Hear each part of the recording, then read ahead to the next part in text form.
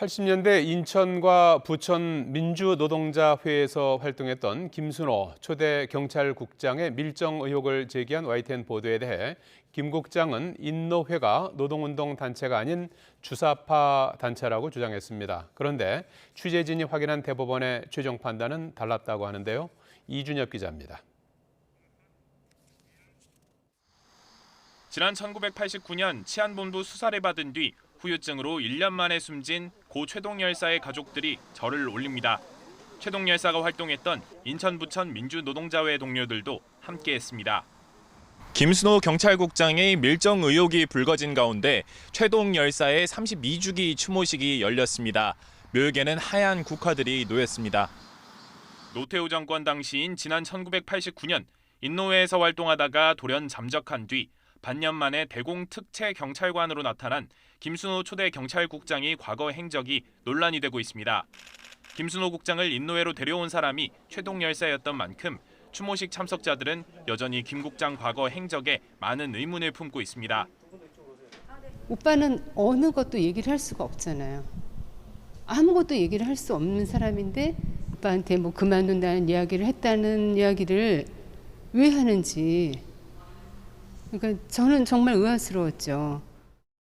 경찰이 밀정으로 활동한 것 아니냐는 YTN 보도 이후 김 국장은 취재진에게 노동운동이 아니라 주사파 운동을 하다가 자백한 것이라고 해명했습니다. 취재진이 인노회가 주사파라는 뜻이냐고 되묻자 인노회 사람들이 주사파였다는 취지의 주장을 계속 펼쳤습니다. 거듭된 질문에도 노동운동은 외관일 뿐 인노회가 반체제 이념을 가지고 활동했다는 뜻을 굽히지 않았습니다.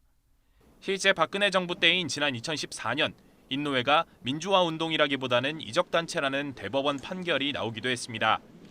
그러나 2020년 재심을 통한 대법원의 판단은 정반대였습니다. 당시 신정길 회원에 대한 재심에서 대법원은 인노회가 이적단체가 아니라는 서울고등법원 판결을 확정했습니다.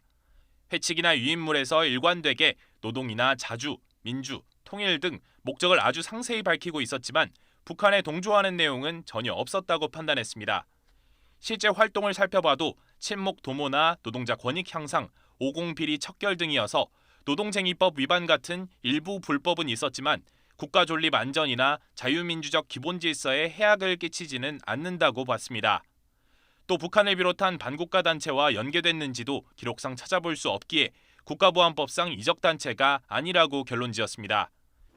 김 국장이 과거 행적에 대한 자신의 주장을 굽히지 않자 인노회와 성균관대 민주동문회 강제징집 피해자 단체가 공동 대응에 나섰습니다. 89년 상황에 대한 진상 규명과 김 국장의 인사 검증은 물론 윤석열 정부가 추진한 경찰국의 폐지를 촉구했습니다.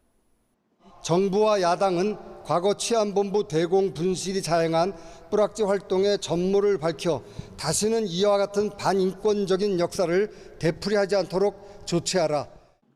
내일 경찰청장 인사청문회에 이어 행정안전부 업무보고까지 예고된 만큼 김순호 경찰국장의 수상한 행적에 대한 논란은 당분간 계속될 전망입니다. YTN 이준엽입니다.